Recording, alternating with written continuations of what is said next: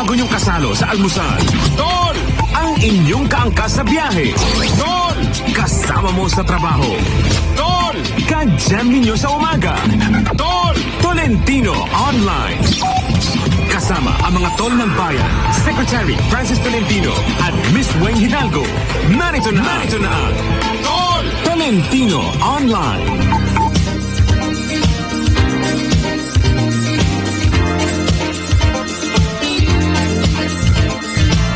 Laging turo sa atin ng ating tol. Magandang umaga mga tol. 6:02 na ng umaga. Ito po si Weng Hidalgo at ito syempre ang Tolentino Online. Ngayon po ay araw ng Huwebes, January 10. Ayan. Magtatapos na naman ang linggong ito. Nakasampung araw na tayo ngayong 2019. Kumusta ang mga nakibahagi doon sa traslasyon? Kayo ba ay mukhang tulog pa? Kayo ba'y nakauwi na? O natutulog pa? Yung mga naglinis ng basura. Ayan daw po yung isang dark side doon sa pista ng Poong Nazareno, yung basurang iniiwan pagkatapos ng prosesyon. Sa kabila ng pakiusap ng pamunuan ng parokya ng tawag nito ng parokya ng Quiapo ng Poong Nazareno na kung maaari ay huwag magtapon ng basura sa kung saan-saan o iligpit o iwi muna, itabi, ibulsa yung mga maliliit na basura. Pero Diyos ko, ang daming basurang iniwan kung makikita nyo lang sa mga larawan sa internet ngayon. Pero hindi pa natin alam no sa MMDA kung ilang truck ba yung kasunod nung prosesyon na yon. At dito 21 hours ang naging haba ng prosesyon bago naibalik doon sa simbahan ang imahe ng Poong Nazareno. So mas maaga po yan. Nung nakaraang taon ay 22 hours, ngayon ay 21 hours. So batiin natin, congratulations sa mga organizer, sa mga ihos, ayan, sa isa na namang matagumpay. At syempre ang PNP at ang AFP na naniguro sa seguridad ng mga deboto, yung mga nakiisa diyan sa traslasyon. Yan. So magandang umaga po sa inyong lahat. Kanina, di ba, na-interview si General Eliazar at sinabi na generally peaceful naman yung traslasyon. Ayan. Congratulations sa inyong lahat. Yung mga namanata, kayo po ba ay na-renew ang inyong pananampalataya? Ayan. Sana ay mas lumakas pa ang inyong pananampalataya. Ayan, good morning sa inyo. At syempre, yung mga tol natin na nakatutok online, good morning, good afternoon, at good evening. Yan, sa mga tol natin, sa lahat ng sulok ng mundo. Kumusta po kayo?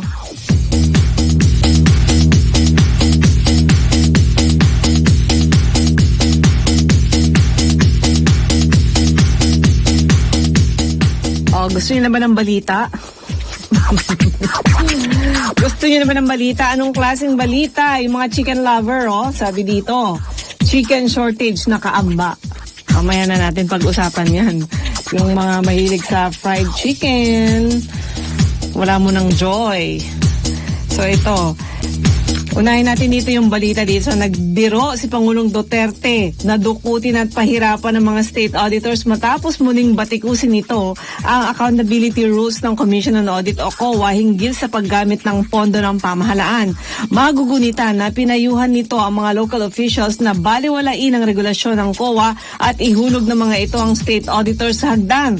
Kinwestiyon din ng Pangulo kung paano nakoconvict sa korte ang mga government officials at empleyado dahil sa paglabag lamang sa COA circular. Iginiit pa ng Pangulo, handa niyang akuin ang responsibilidad kapag kinasuhan ng COA ang mga local officials dahil sa pagtulong sa mga biktima ng kalamidad tulad ng pananalasa sa Luzon ng Bagyong Ompong. Yan ay nung nakaraang taon. Nilinaw naman ng palasyo na naibulalas lamang ng Pangulo ang pagkadismaya sa limitadong paggamit ng pondo ng bayan para sa mga biktima ng kalamidad.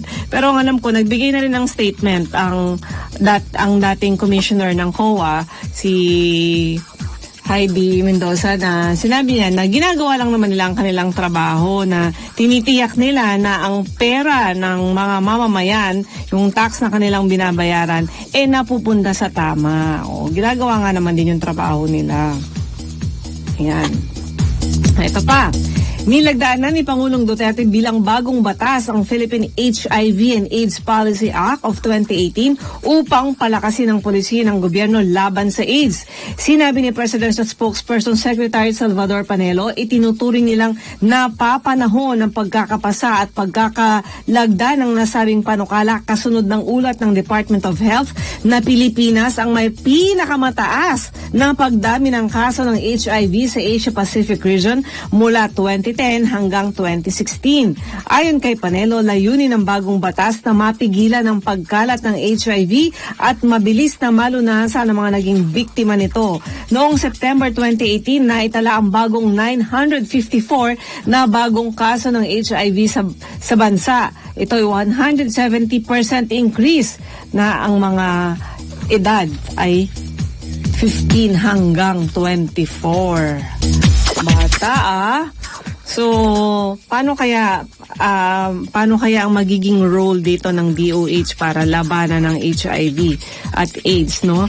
So, siguro sa mga susunod na araw, dapat may makausap tayo sa DOH para doon sa magiging panuntunan ng batas na iyan.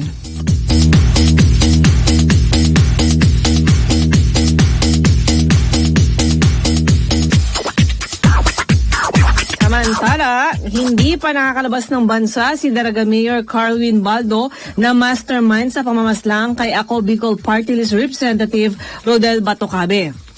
Sinabi ni PNP Chief Police Director General Oscar Albayalde na batay sa kanilang nakuhang impormasyon ay walang record na nakalabas na ng bansa ang alkalde at posibleng nagtatago lang sa ibang lugar. Una rito, naglabas ng lookout bulletin order ang Department of Justice laban kay Baldo. Ang nasabing lookout order ay nangangahulugang hindi maaaring makalabas ng bansa ng walang clearance o go signal mula kay Justice Secretary Menardo Guevara. Bantay sarado na rin sa PNP operative si Baldo habang hinihintay pa ng PNP ang warrant of arrest na i-issue ng korte laban sa alkalde. Muli ring inihayag ni Albayalde na bukod kay Baldo ay posibleng may malaki pang tao na nasa likod ng pagpatay sa kongresista. Positibo ang pamilya Batocabe na ang pagkakandidato bilang mayor ng mambabatas ang motibo ng pamamaslang. Ayan na, ilang araw ko nang sinasabi na amoy eleksyon na, ilang buwan na lang ba? Ngayon ay Enero, so February, March, April, May, higit 3 months na lang ay eleksyon na. Kaya kayo po ay dapat manuri na ng inyong mga kandidato. Piliin ninyo yung alam ninyong makakatulong sa inyong lugar, sa ating bansa. Ayan, yung mga syempre may mga tatakbo sa national position at sa local position. Ayan, dapat suriin nating mabuti, 'di ba? Kung totoo ngang si Mayor Baldo ang nagpapatay dito kay Congressman Batocabe, sana noon pa, no? Sinuri na natin yung kanyang pagkatao, 'di ba? Bago siya nailuklok diyan bilang alkalde. Kung may kapasidad ba siyang pumatay at may kapasidad ba siyang manungkulan at magsilbi sa taong bayan at may kapasidad ba siyang maging responsable sa lahat ng kanyang mga ikinikilos.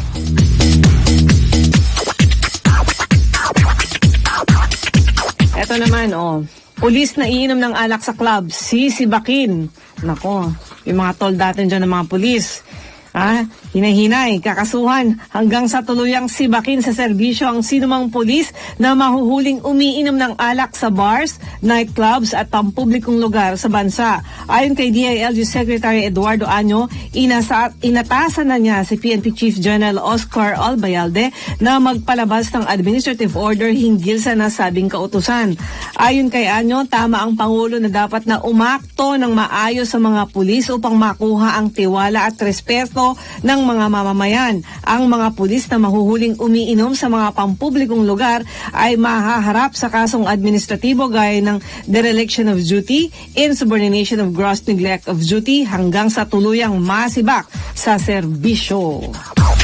Ang tanong dito, kung off naman niya, wala na siya. Di ba siya pwedeng mag-happy-happy paminsan-minsan? Di ba? O, pwede naman sigurong uminom, basta hindi ka naka-uniforme, hindi ka naka-duty, at saka hindi ka magpapakalasing at hindi ka magwawala. Yung ano lang, social drinking lang. Kasi kung maimbitahan ka birthday mo o maimbitahan ka sa isang birthday, ayun, pwede naman, wag naman sigurong totally bawal. Konti-konti lang. Kailangan syempre, conscious ka pa rin at higit sa lahat, responsable ka sa mga gagawin mo. Huwag masyadong walwal sa pag-inom.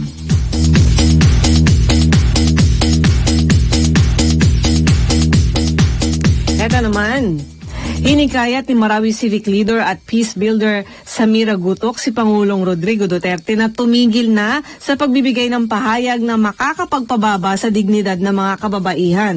Sinabi ni Gutok na isang marangal na trabaho ang pagiging kasambahay na dapat bigyan ng respeto. Sabi niya, bilang anak ng isang OFW, lumaki akong mulat sa kalagayan ng mga naaabusong domestic worker na humihingi sa aming pamilya ng tulong. Marami ang babaeng OFW na nasa ibang bansa. Dapat na binibigyan sila ng karampatang respeto, lalo na nung mga nasa pinakamataas na tanggapan sa bansa. Yan ang pahayag ni Gutok, dating sectoral representative ng ARMM, sa isang statement. Ayon kay Gutok, tumatakbong senador sa ilalim ng oposisyon. Kung mahalal sa May senatorial elections, maghahain siya ng panukala na magpapalakas sa karapatan ng kababaihan at domestic helpers sa bansa at abroad. Ang rape joke remarks ni Duterte sa kasagsagan ng Marawi Siege noong 2017 ang nag-udyok kay Gutok para magbitiw bilang miyembro ng Bangsamoro Transition Council. Ayan. Oh, so, joke. Tayo po ba ay hindi pa nasasanay sa ating Pangulo na every time meron siyang speech, asahan na natin na meron siyang mga jokes doon. Although, syempre, hindi naman natin kinakampihan na, yung mga joke niya. Merong mga bad jokes, meron mga talagang joke lang.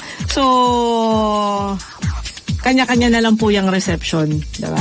Nasa sa atin na yan. Ito, sorry po medyo bad news tong babasahin ko ngayon. Dagdag pa sanin ang pagtataas ng singil sa tubig ng mga water concessioners. Ayon yan sa ating TOL, ang dating political advisor na si TOL Francis Tolentino, na maya-maya lang ay makakausap natin. Hindi siya makakarating dito ngayon sa studio dahil siya ay may importanteng lakad. Medyo may ipat siya siguro sa traffic, kaya sa telepono natin siya makakausap. Inaprubahan ng Metropolitan Water Works and Sewage System o MWSS noong nakaraang taon ang pagtataas ng singil sa tubig na Maynilad Water Services at Manila Water Company. Magdaragdag ng 64 cents kada cubic meter ang Manila Water, habang 1 peso and 48 centavos naman kada cubic meter ang Maynilad. Nangangahulugan ito ng humigit kumulang 3 hanggang 5 pisong dagdag sa bayarin ng ating mga kababayan sa tubig kada buwan. Ayon kay Tolentino, ang Local Water Utilities Administration o LUA at mga lokal na water districts ay may maitutulong din upang mapanatiling stable ang presyo ng tubig sa mga lalawigan.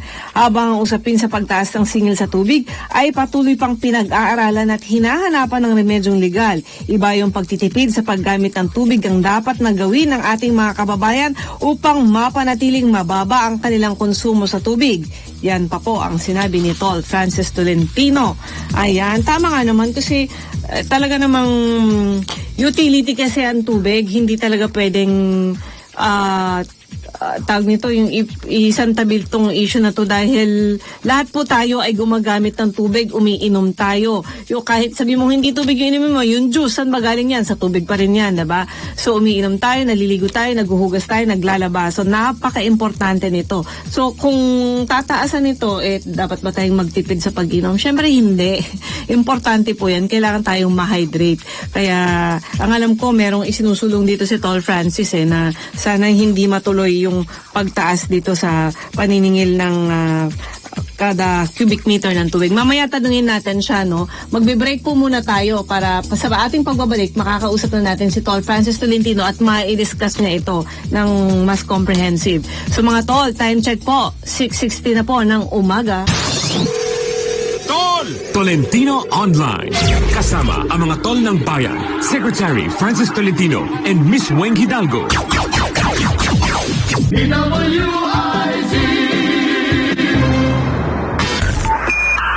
Muli nating balikan ang Tol Tolentino Online kasama ang mga tol ng bayan, Secretary Francis Tolentino at Miss Weng Hidalgo.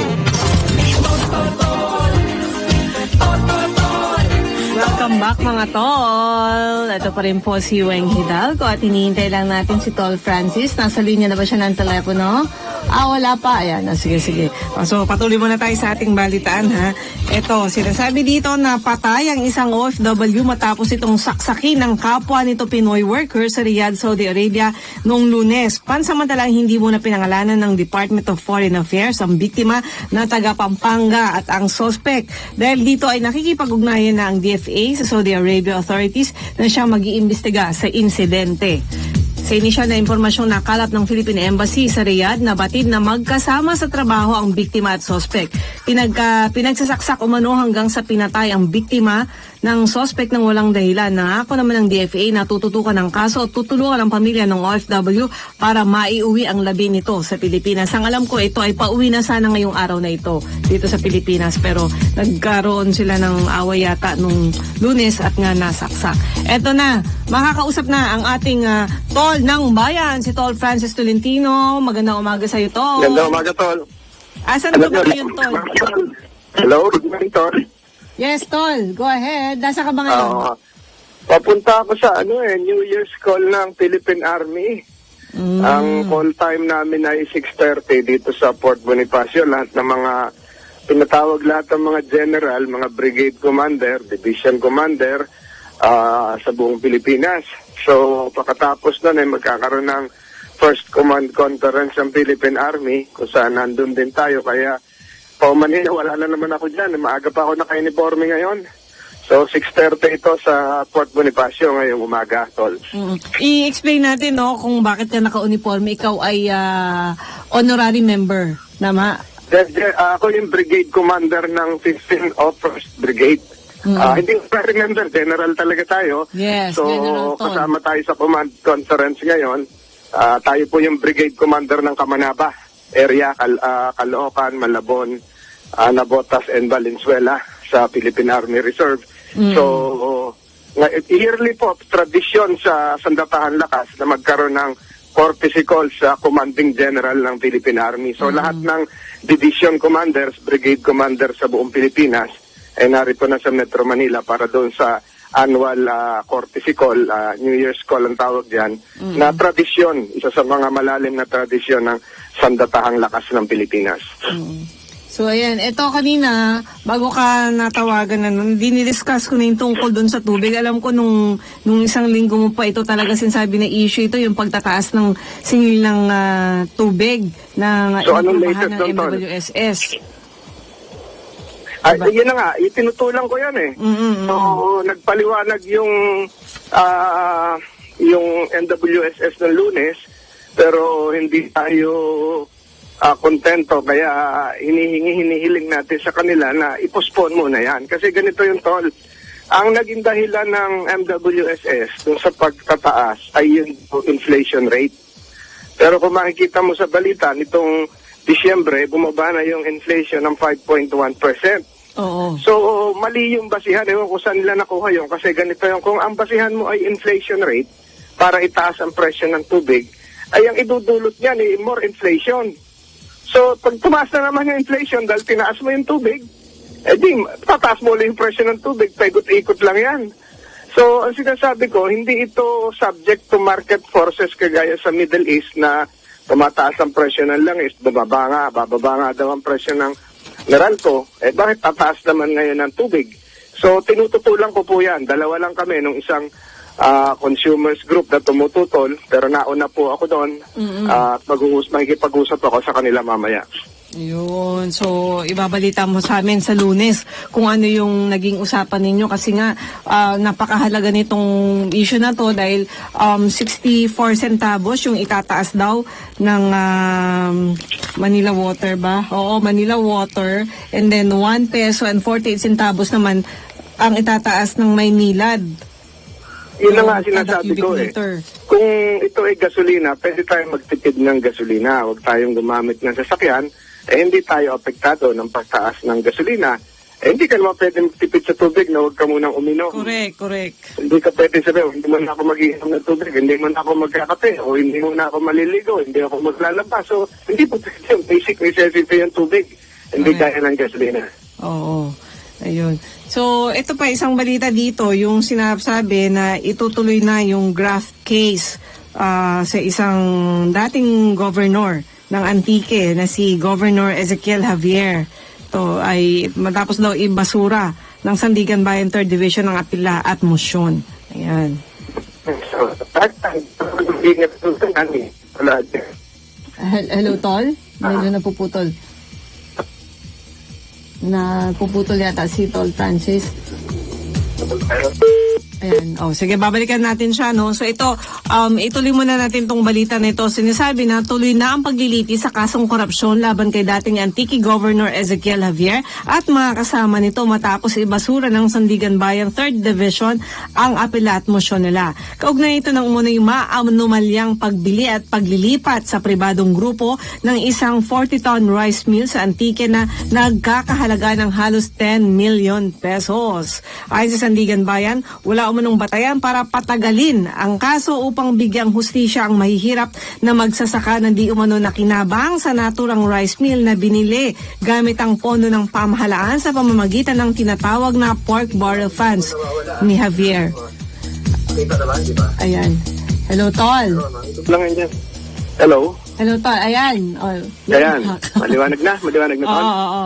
Ayan, oh.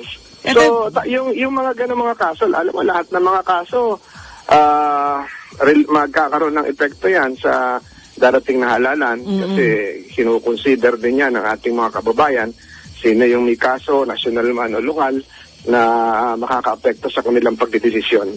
Ito nga, biro mo, 2007 pa pala yun. Anong taon na ngayon? 2019, 12 years. 2019. Oo, bago nakasuhan to. 2019, oo. Grabe, 12 years. Alam, may survey na naman lumabas kagabi, Tol, di ba? Yung bago-bagong survey, so Yung ang nasa- ano ba ako doon, medyo sa baba pa tayo, 17, pero umangat tayo ng 8 points kumpara doon sa huling survey ng Pulse Asia at ngayon. So, maging yung survey, nakaka-affect din yan sa mindsetting ng tao, pero siguro ang pinakamagandang survey yung araw na ng eleksyon. Correct, oo. Tsaka, Yun na yung final survey.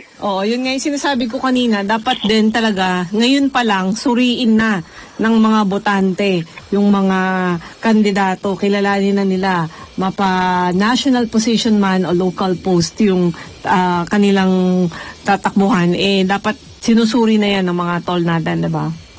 Tama, Tol. So, kagabi kasama dapat ako ng Pangulo sa Masbate, hindi lang ako nakaabot. Ang flight pala doon hindi ko alam kung twice a week lang yon. So, hindi ko alam kung ano nangyari kagabi sa Masbate ni mga rebel returnees na hinarap ang ating Pangulo sa probinsya ng Masbate at dumalo rin siya sa isang malaking pagtitipon doon sa isang bayan 2 hours from Masbate City.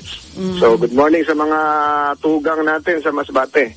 Masbate kasi, alam mo, Tol, kalahati niyan ang nagsasalita Bisaya, kalahati Bicol. Kasi papunta na ng Bisaya yan Huling ano na yung bayan ng Masbate, huling province siya, Visayas na, diba? Visayas na yon. So, pero part siya ng Region 5 ng Bicol. So, salita dyan, Bicolano pa rin. So, pero kalahati, nagsasalita din ng Bisaya, so halo-halo ang salita dyan. So, napakagandang isla yung Masbate sa ilalim ni Governor ko, napakaraming mga rancho, dyan galing yung mga baka natin, dyan galing yung mga minerals natin. So, isang magandang bayan yung isla ng Masbate. Ang alam ko, meron din silang pink pink beach. Ayun, maraming unexplored pa yan. Di pa, in terms of tourism, maraming potential, malaki ang potential ng lalawigan ng Masbate. Diyan yung rodeo festival, parang mga kabayo, mga baka, parang nasa Arizona ka, sa Texas. Balikan ko lang yung tungkol dun sa eleksyon na ito. Meron ako nakita dito. Nasasabi yung fake news daw maka-apekto rin sa desisyon ng mga botante. Yan. Kaya dapat maging mapanuri tayo. Oo. Sabi, kasi sinabi ni... hindi na ko control. Sinabi ni Communications Professor Clarissa David ng UP, malaki ang maitutulong ng traditional media upang hindi maka-apekto ang fake news sa kung paano pinipili ng kanilang mga kandidato ang mga botante. Yan. Kaya lang, alam mo, Tol, yung traditional media, bawat dyaryo, panipis na ng panipis. Correct. Palit na ng palit kasi bibihira na ang bumibili ng dyaryo. So, kakaunti na yan, kaya nagbabasa. So, lahat talaga nagre-rely na sa radyo o kaya dito sa mga online. Oo. So, kasi ang tao nagmamadali eh. Correct. Uupo ka pa ba sa isang kanto para basahin mo yung dyaryo sa umaga? So, makinig ka na lang sa DWIC, sa Tol ng Bayan. Oo. Para makuha mo yung mga balita na mabibilis. So, yun ang trend talaga yun. Kasi tayo nagmamadali eh. Lahat ng tao nagmamadali. Pag-gising sa umaga, nagmamadali na. So, paspasan na yung kilos. Kaya wala ka ng time para maupo na magbasa uli ng dyaryo. Pero sana din yung yung mga dumidepende doon sa social media, piliin nila yung babasahin nila. Yun. Kasi maraming mga account na na fake. Ayun, Diba? yung problema ng Comelec, paano nila mamomonitor yung social media? Nasabi nila, i-regulate nila. Napakahirap niyan. Oo nga. Paano mo i-regulate yan? Parang referee ka ng basketball, paano mo mare-referee lahat yung mga naglalaro sa kanto, sa mga kalye? Kung naka 3 seconds na yun, o traveling, ang dami naglalaro, sabay-sabay. Kaya, pa rin, tama yun, traditional media pa rin, at pinakamabilis ka talaga yung sa radyo. Kasi yung sa TV, kung hihintayin mo pa yung news program, alas 6 pa ng gabi yan, ganyan. Ay, tapos na yung balita. Oo, nangyari na. Tapos na, history na. Ganon din yung kung magbabasa ka ng dyaryo bago matulog, kaya atukin ka lang, tapos na rin yung balita. Correct. Kaya, pinakamabilis na yung sa radyo. Kasi ang purpose naman ng makinig ka ng balita is to be informed. And to be informed, to be guided in making decisions. So, yun siguro ang dahilan yan. Kailangan real time ka, on time ka. So, Tol, balikan ka namin magbe-break lang tayo. Sige. Anong oras na ba? 6:30 na ng umaga. 6:30 na ng umaga, mga tol. Tol! Tolentino Online. Kasama ang mga tol ng bayan, Secretary Francis Tolentino and Miss Weng Hidalgo.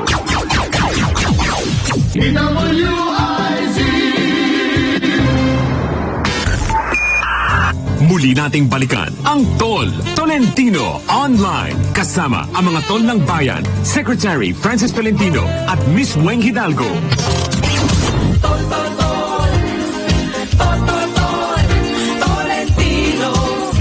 Welcome back mga tol.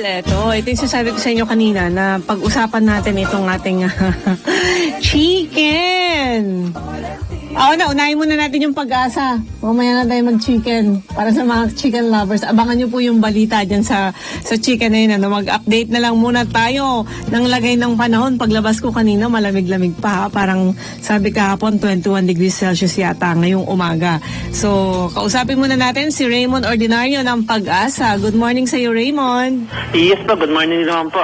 Para sa magiging lagay ng ating panahon, patuloy po ng northeast monsoon o hanging amihan ang nakakapekto ngayon dito sa Luzon at Visayas na nagdadala pa rin ng maaliwalas sa panahon maliban na lamang sa mga isolated light rains sa Metro Manila, Visayas at nalalabing bahagi ng Luzon. Sa Madalang Mindanao po, patuloy pa rin makakaasa ng maaliwalas sa panahon maliban na lamang po sa mga isolated rain showers. Ang agwat ng temperatura sa Metro Manila ay mula 22 hanggang 31 degrees Celsius at sa Baguio City ay mula 14 hanggang 22 degrees Celsius. Dahil pa nga rin po sa pag-iral ng ating hanging amihan, nakatas mo ngayon ng gale warning over the eastern seaboards of Southern Luzon, Visayas, and Mindanao. Ibig sabihin po nito, patuloy natin pinapayuhan ang ating mga kababayang mangisda at may mga maliliit na sasakyang pandagat na wag po munang pumalaot sa mga sasabing baybayin dahil po sa inaasahan nating mga malalaking pag-alon. Dito po sa Kamanila ng araw ay sumikat ng 6:24 ng umaga at muling lulubog ng 5:43 ng hapon. Ang ating Philippine Standard Time is 6:34 in the morning. At yan po ang latest mula rito sa Weather Forecasting Center ng Pag-asa. Raymond Ordinario nag-uulat. Raymond, Yes po, ma'am. tanong lang ako. So wala pa naman tayong namamataan na paparating na bagyo or tropical depression o LPA? Sa ngayon po, wala naman po tayong namamataan na sama ng panahon na pwede pong pumasok sa ating Philippine Area of Responsibility within the next 3 to 5 days po. Okay. Pero kasi January na, di ba? So, kumbaga naka-ready na ulit yung mga magiging pangalan ng bagyo. Yes po, tama po. Meron naman po tayo naka-prepare na 4-column table na pangalan po ng bagyo na ginagamit natin every year po. So, bago pa po matapos ang taon, naka-ready na po yung pangalan for the next 4 years po. Yung kung sakaling may dadating na, wag naman muna sana, letter A ito. Meron Yes na po, ba tayong bagyong Amang po, just in case na magkaroon po tayo ng bagyo ngayong January. Anong pangalan? Amang. Amang. Apa. Okay. So, wag na muna sana dumating si Amang. Sana po, wag po muna. Para ma-enjoy natin ang malamig na panahon. Correct. Yan, sige, maraming salamat sa iyo, Raymond. Maraming salamat po at magandang umaga po sa ating lahat. So mula sa weather, tumungo naman tayo sa lansangan. Kumusta na ang lagay ng trapiko? Alamin natin yan kay Laila Marcelo ng MMDA Metro Base. Good morning sa'yo, Laila. Magandang umaga rin po sa inyo, Miss Weng, lalong-lalo na po sa inyo mga tagapakinig. Narito po ang lagay ng ating trapiko. Unahin ko po ang kahabaan ng EDSA, Southbound Lane. Asahan po natin ang mabagal na takbo ng mga sasakyan. Scout Borromeo, tuloy-tuloy na po yan hanggang makarating ng Buendia. At bibilis naman ang takbo ng mga sasakyan na Ayala towards naman po ng Pasay. Ang kabilang panig po ng EDSA, ang Northbound Lane. Asahan pa rin ang katamtaman hanggang sa may pagbagal, FB Harrison hanggang makarating po ng tramo. At light to moderate naman, pagsapit po ng Magallanes hanggang makarating naman po ng Pasay Road. Katamtaman hanggang sa may bahagya rin pong pagbagal Ayala hanggang makarating naman po ng Buendia. At mabagal pa rin, pagsapit naman po ng White Plains towards po ng Santolan. Samantala sa mga dadaan naman po sa kahabaan ng C5 ang Southbound Lane, asahan pa rin po natin ang mabagal na takbo ng ating trapiko, All Balara towards po ng CP Garcia. At after naman po nito, katamtaman hanggang sa may pagbagal pa rin sa bahagi naman po ng Libis. Slow moving naman Ortigas flyover towards po ng Fort Bonifacio Global City. At light to moderate lang naman po sa may bahagi ng Aurora Katipunan towards po ng Miriam. Samantalang Commonwealth naman po natin ang westbound lane, Regalado Highway hanggang makarating po ng Doña Carmen. Asahan pa rin po natin ang katamtaman hanggang sa mabagal ang usad ng ating trapiko. Light to moderate naman ang bahagi po ng Luzon hanggang makarating po ng Tandang Sora.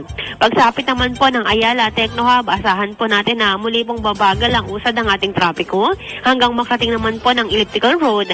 At ang Quezon Avenue po natin ang magkabilang panig eastbound din westbound lane, mabilis pa naman ang takbo ng mga sasakyan.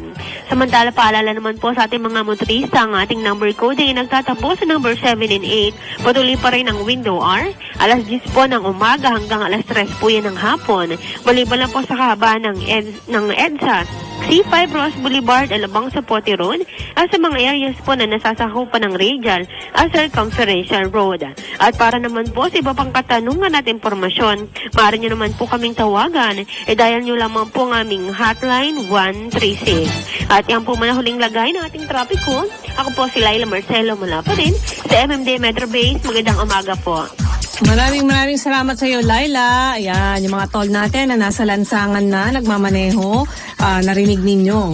Sana magsilbing gabay yan. Kaya kung ano man ang inyong takbo dyan sa nasaan mang kalsada kayo, alam na, wala namang bago. Kaya tanggapin na lang natin yan. At tayo po ay laging mag-allocate ng mahabang oras kung tayo ay pupunta sa mga lugar na alam nating matraffic ang ating dadaanan. Okay, so ayan, balikan na natin si Tol Francis. Good morning ulit. Balik tayo, Tol. Ito, babasahin ko lang itong isang article dito. Sinasabi na nababahala si Agriculture Secretary Manny Piñol na posibleng kapusin ang supply ng manok sa mga susunod na buwan. Yan, ito daw ay... Bakit daw? Ito daw bunga ng pagbagsak ng presyo ng manok na senyales na may problema sa industriya ng poultry. Bumagsak sa 38 kada kilo ang farm gate price ng manok sa ilang probinsya dahil dumami hanggang 15 million na kilo ang supply sa loob ng isang taon. Yun, so nalulugi na ang mga poultry producer dahil sa murang farm gate price. Kaya anipin yun. Kailangan naman nung mag-stabilize o pumirmi ng farm gate price dahil maaaring maging sunod na problema raw ang kakulangan ng supply ng manok. So kung kulang ang Hindi kaya, Tol, kaya bumaba ang farm gate price dahil maraming supply. Oo, yun nga yung Kasi sinasabi. nag-i-import din na tayo ng manok kung saan galing. Ito yung ginagamit sa mga fast food. Kaya sa dami ng supply na nanggagaling sa ibang bansa na imported, bababa nga yung presyo ng manok. Halimbawa, yung manok na galing sa San Luis, Pampanga, na napakarami mga poultry. So, paano magkukulang ng supply? Kung napakaraming bumababa nga yung presyo. So, ibig sabihin, oversupply yung market. So, paano magkukulang ng supply? Sa mga susunod daw na panahon. Pero kung nakatay na tong maraming manok na to, baka yun yung ibig nilang sabihin. Yung Hindi kasi alam mo, Tolweng, yung mga imported dressed chicken na yan Oo. Frozen na yan Hindi naman yan pag kinatay, kakainin na Frozen yan, yung dressed chicken, matagal sa freezer yan, kahit ilang buwan yan.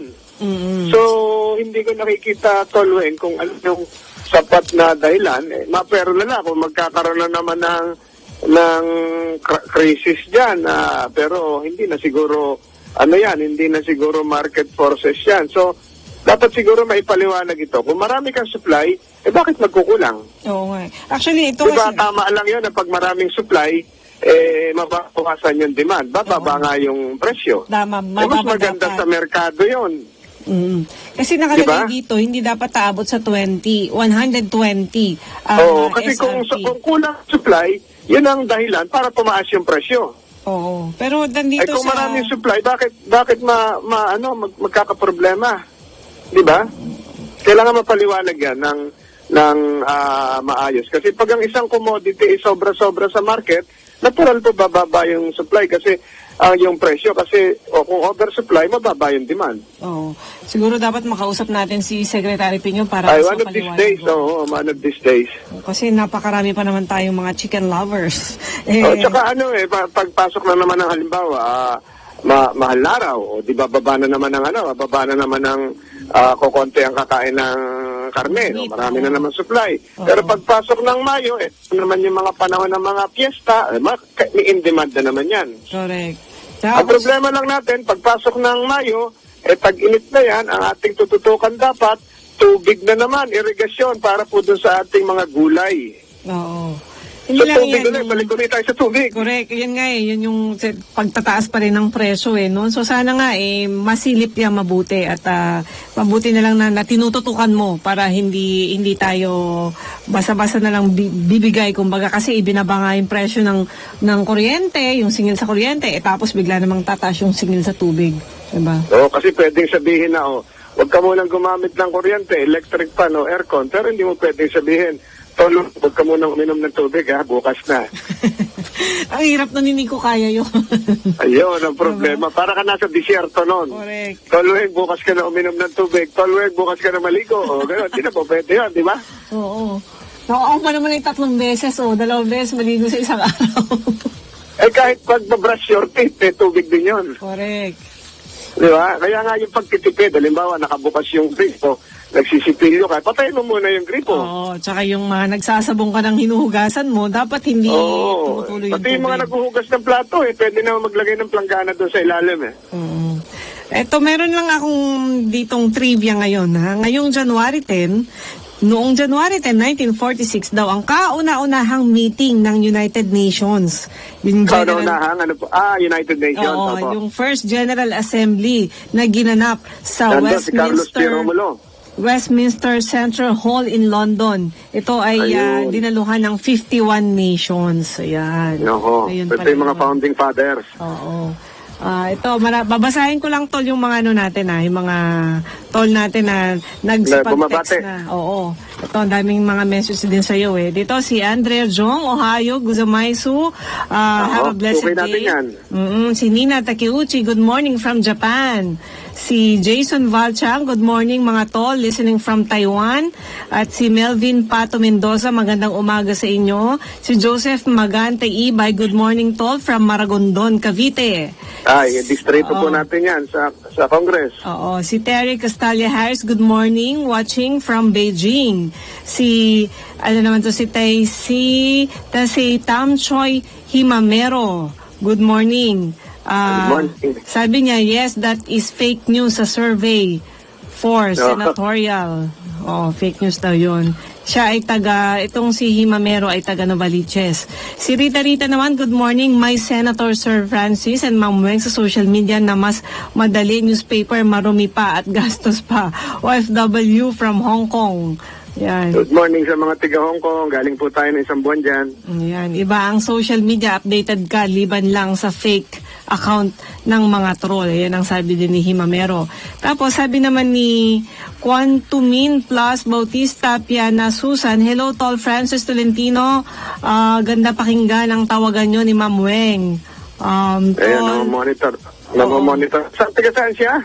Wala siyang sinabi, pero sabi niya, Lord bless your program. Ayan. Thank you po. Thank you. Sa aming mga birthday ngayon, napakaraming birthday. Oo. Kahapon yung sa Nazareno, galing po tayo nung gabi doon nung pahalik at hanggang konting madaling araw, pero sobrang sakit ng ulo ko, kaya umuna ho ako pero nakompleto ko yung 9 na taon. So, sa Quirino Grandstand ka nagpunta? Nabuo ko yung 9 years. Mahirap po yun. Oo. So parang novena na rin yan na 9 days, diba? Para kasi 9 years kasi anong panahon ko, yun yung simula ko, yun yung unang taon na nagsimula na tumulong ang MMDA. Traditionally, hindi naman kasali ang MMDA sa translasyon. So nagsimula ng panahon ko, eto na, kami na yung in charge sa traffic doon, kami na yung in charge sa harap ng stage, kami na yung in charge sa paglilinis, yung kasunod. Naglilinis na, tinatanggal na yung basura. Alam mo, nangyari ng Tolweng, napakaraming tauhan ko, naging deboto na ng Puong Nazareno. Oo, talaga. Oo, kasi taon-taon sila So, yung mga tiga-walis doon, tiga-linis ko, tiga-traffic, nagkaroon na rin sila ng panata, taon-taon kasali na sila doon.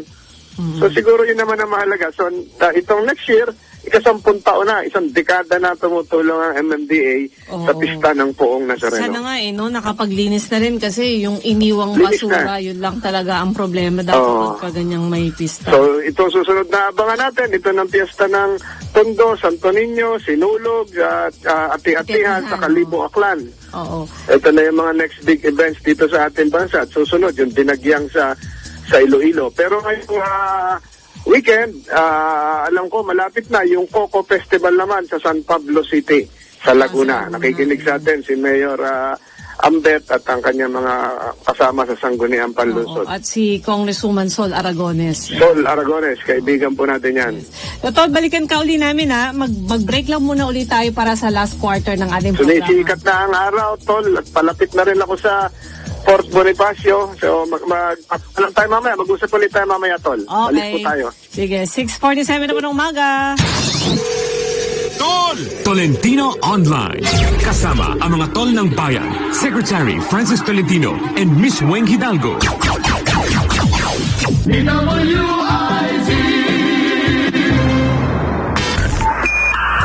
Muli nating balikan ang Tol Tolentino Online. Kasama ang mga tol ng bayan, Secretary Francis Tolentino at Miss Weng Hidalgo. Ayan, 6:48 na po mga tol. Tayo po ay nasa huling 18 minutes at 12 minutes ng ating programa. 20. Tama, 12. So, ang bilis na oras, Tol. Oo nga So, balikan ko lang itong mga message dito kasi may nagsabi dito, basa yung mga nasa FB daw message. Ayan, sabi ni Lucio Amparo Casil, Tol, maayong buntag, iboboto ko si Tol Francis Tolentino at Go Bato Marcos sa Mayo 23. 13 po yung eleksyon. Ayan. Tapos, laging ulam namin chicken, sabi ni Piana Susan, umuulan daw bigla doon sa Dasmariñas, Cavite. Hi, good morning po sa mga kababayan natin sa Dasmariñas, Cavite. Yung mga barangay captains yan, nandun sa birthday ko po noon. Yan. Tapos si Dudes Licayen, mabuhay ka, Tol Francis. Number 1 ka sa puso ng bansang Pilipino. God bless. Salamat, Number 1 Tol. God ka bless. pa rin sa aming balota. Ayan. Tapos si Eva Vivar, mapagpalang umaga po. Si Lucio, ang Ikaw saan si Eva? wala siyang sinabi dito, nag-good morning lang siya. Tapos si Imelda Pahayahay, kaya patuloy tayong gasain sakaling politiko sila lang kilala ng tao, boyet ng tagig. Tapos, Morning, Goyet. Nandito ko ngayon sa Taguig. Nandito na ako sa sa Fort C5. Bonifacio Papasok area. na tayo ng Fort Bonifacio. So si Supad Ito, Padua alam mo, Tol, dito sa gitna ng heritage sa may papuntang Fort Bonifacio, napakalaking hukay dito. Ito yung mga ginagawang tubig. Hindi ko alam kung ano yung concessionaire ng tubig dito. Siguro ito yung ginagawa nilang justification para itaas yung presyo ng tubig na marami silang nire-repair na linya ng tubig. Pero dapat kung meron man silang capital expenses, dapat ma-spread out yan, hindi biglain yan. Kasi parang pinasan mo na lahat. Pinapasan mo lahat sa ating mga mamamayan, lalong-lalo na sa Metro Manila. Kaya hindi lang naman sa Metro Manila, kasama ang Bacoor at Cavite, yung kanilang puhunan. Oo. Kaya ka pumasok sa ganyan negosyo, dapat may puhunan ka. Responsibilidad nila yan, oo. Oo. Ngayon, kung ipapasa mo lahat yung upgrade mo sa ating mga consumers, napakabigat naman. Umpisa pa lang ng taon, dapat siguro spread out nila 5 years, 6 years nang hindi mabigla. Tsaka wag naman ganun kalaki. Di ba? Gano'n na nga, oo. So ito naman, si Supad Padua. Musta po, mga tol, Sec Francis, Tolentino, Tuwing Hidalgo, yan, from California, USA. God bless. Ay, malayo-layo na yan. God bless po sa mga tiga-California. Si Eva Vivar, watching from Hong Kong. Si Herman Reyes, good morning from Ohio, USA. At si Andrea Jong, sabi niya, Sir Tol, belated happy birthday po. Count on us. Ay, thank you po. Dagang salamat. Si Ryan Sally, musta? At si Regina Alaan, good morning, my idol Sec Francis Tolentino from Surigao City. Ay, maganda umaga sa mga tiga-Surigao. So, si Alquin Totol, sagot na kita sa mga kamag-anak at mga kababaryo ko. That's around 3,000 votes Ang dami nun. times 500 per votes na lang, pero sagot na kita, Senator Tol. Basta pagbutihin mo lang from Sydney, Ay, Australia. Ayan. Ay, makakaasa ka dyan. Makakaasa ka sa... mga tiga-Sydney, boboto rin yan, mga kababayan natin, ha? DDS, Sa consulate. DDS daw sila sa Sydney, Australia. Opo. Tapos ito, sabi ni Tase Tam Choi Himamero, thank you sa pagbasa ng komento. Opo. Tapos sabi niya, 3 votes from us kay Tol Francis from Dasma, Cavite. Malapit na Ay, Tagaytay. salamat sa mga kababayan ko sa Dasmariñas, Cavite. Magkapit-bahay. Ayan, oo. Kakampanya ka namin, Tol Francis, sa Isabela at dito sa Cavite at La Union. Dito Ang sa dami na Facebook, niyan, oo. nakapublic ang aking FB, sabi ni yan si Quantumin Plus Bautista Piana Susan. Si Tina Rodriguez naman, good morning, watching from Winnipeg, Canada. Ay, maraming Pilipino dyan sa Oo. Winnipeg. Para na rin Vancouver. Nandyan yung Yan, aking high school nag-ipon-ipon. best friend, si Oliver Fronda. Ayun, good morning. Si Elinita Ocasio, morning po from Hong Kong. Si Radi Arellano, good morning from Hong Kong. Tolentino for Senator. Si Oo. Liza Bacani, Ohio Guzamaiso, Tolentino para sa Senado. Wow, dahil mo na talagang fans dito. Oh. Marami. Oo. I-follow niyo po yung Facebook ko. Kanina, hindi sa pagyayabang, parang ang nakita ko ay 659,000 followers na. Tapos Kasi sabi yung mga dito, tol natin nagpa-follow. sabi dito ni Tina Rodriguez, sana lahat ng bago manalo sa Senado. Ayun, kasi mga Ayun. iba, old-timers no? Si... Bagong taon din kasi. Alam na. Sabi ni Josie Ordas Tolentino, good morning, watching from Hong Kong. For Senator Tolentino ako. Sayang nadaya Maganda lang umaga. kasi. Maganda umaga, salamat. Oo, yan. Si Ele More Power, si Nur Azuki Vetil, good morning po sa inyong lahat. Iboboto ka namin, Senator Tolentino, ang buong pamilya namin at supporters dito from Doha, Qatar. Belated happy birthday po. Ayan. Ay, nakagaling po tayo dyan. Kasama tayo po sa Duterte. No? Pagbisita, napakaganda po ng bayan ng Qatar, ng estado ng Qatar. May bago dito, si Artemio Roseles. Hello, sir and ma'am, watching from Hawaii. Ayan, mabuhay Ayun, kayo. aloha. Aloha. Tapos, Sige. Wala ba tayong M&A sa traffic ngayon? ay, natapos na kanina. Habang tapos na, oo. Wala namang bago, traffic pa rin. Traffic pa rin. Oo. Pero, Tolweng, alam ko, yung lagi kong ina-announce na groundbreaking ng subway natin January 11. Bukas yun. Oo. Yung na-postpone noon. Pero may nagpaabot sa akin na masama pa ang pakiramdam ni Secretary Tugade. Hindi ko alam kung matutuloy. So, Secretary Tugade, kung nakikinig ka, magpagaling ka. Kailangan natin ng subway. very Kailangan soon. ka rin namin. Ito pa, isang bago. Si Apollo Sagalad, then Hello, yan. Perth, Australia. Oo. Tapos si Director Dominic Tolentino. Good morning. Ay, Yan si kailangan DTI. masipag ang DTI kasi yan na, may pressure. May price watch na naman tayo. So, dapat maaga gumising ang mga tiga-DTI. Oo. Si Lucio Amparo Casil, Tol, ang number 1. DDS po ako at AXA Party List. Salamat ng sa mga bayan. DDS. Salamat sa mga tiga-Davao. Tapos si Quantumin Plus nga, sabi niya, iboboto namin ang kapitan namin dito sa Langka, Andas, Macabite. At Ay, si, good morning sa mga tiga-Dasma. Marami tayong nakikinig na tiga-Dasmariñas. si Josie Ochiumi, Ohio Guzamaiso, na dahil lang si Tol Tolentino, binoto ko siya dati na Smart Magic Yun na lang. nga eh. Yun na nga.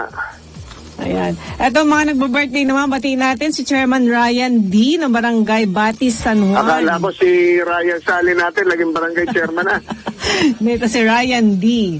ng Batis, San Juan. Happy birthday. Si Josephine Gadot, happy birthday. Si Sino Lieutenant yan? Sino yan? Josephine Gadot, kamag-anak to ni Baka Gal Gadot. kamag-anak ni Wonder Woman. Correct. Ha? Hindi, taga dito Pinapalo lang ko to. yun. Kaibigan ko to Ha? si Ma'am Josephine Duque Gadot. Oo. Akala ko kaibigan mo tol si Wonder Woman. I wish. Actually, Pero si Wonder Woman, tiga-Israel. oo. Actually, itong anak nitong si Ma'am Jo Gadot, ano to si woman to. Tawag nito, fina-follow niya si Gal Gadot. At nagpakilala siya na Gadot siya, she's from the Philippines. Ganon. ganyan. Sumagot naman daw si Gal Gadot. Natutuwa Baka, siya na meron baka siya. may lahi din Pilipinas si Gal Gadot. Kaya nga Yung mga kamag-anak niya, pwede natin isali sa Miss Universe. Correct. Nakakatuwa Diba? naman sumagot siya dun sa sa Twitter niya. Ayan. Oo. Tapos ito pa si Lieutenant Colonel Lea Lorenzo Santiago. Army to birthday niya kahapon. Oo, happy birthday sa Ito yung- ating sundalo. Ito yung number 1 na babae doon sa kauna-unahang batch ng PMA cadets. Yan. Ayun, Ah, congratulations. Class 97, yan. Siya ay nag-birthday kahapon, pati si Henry Umaga Diaz. Happy birthday! Ay, oo, Henry, happy birthday. Oo. At of course, ang pinakamamahal ni Kuya Weder. Nagdiriwang ng kaarawan ngayon. Ano dyan? Si Evelyn Leon, so happy birthday po. Mua-mua, sabi ni Kuya Winer. Ayan, Happy birthday, happy birthday. ito may humahabol pang nag-text, panahon na po ng pagbabago. LP no vote anymore. Mga salot sila, sabi ni Tasay Tam Choi Himamero. At sabi naman ni Elizabeth Yoshitani Tol Tolentino po sa Senado. Ayan. Salamat. Mga Ang taga-Europe bilis din na daw oras, karamihan. mag-alas 7 na kagad, tol. Oo, susunod na At sa atin. nandito na tayo sa loob ng kampo ng Fort Bonifacio. Napakatahimik pa rito. Napaaga ata akong dating, pero tama lang yung dating. Maigi na yung maaga. Oo, ayan. So, magsimula na tayo magpaalam kasi nandiyan na si Madam Shalala at susunod na siya sa Ay. atin. Pati si Madam Ay. Madam Shalala, Madam Aimee, salamat. Kayo na susunod. Oo. Ito na yung mga seniors natin. Tayo yung mga bata. Papasok na yung ating mga seniors. Buti Good nila morning. yun. Abangan po natin yung mga kasunod natin. Magandang talakayan nila ngayon. Oo. So maraming salamat dun sa mga, maraming nagla-like at saka pinupusuan yung ating dito sa ating Facebook. Salamat sa mga nag-follow sa ating live streaming, na sumubaybay sa programa ngayong araw ng Huwebes. Ito po si Secretary Francis Tol Tolentino. Bumabati sa inyo ng isang magandang umaga. Kasama po si Tol. Weng Hidalgo po, magkarinigan ulit, magkita-kita tayo sa Lunes. God bless us all. God bless us all. God Good bless morning, po. Have a Tol. great weekend. Salamat. Pag tayo ay handa. Tol! Tolentino Online. Kasama ang mga tol ng bayan, Secretary Francis Tolentino and Miss Weng Hidalgo.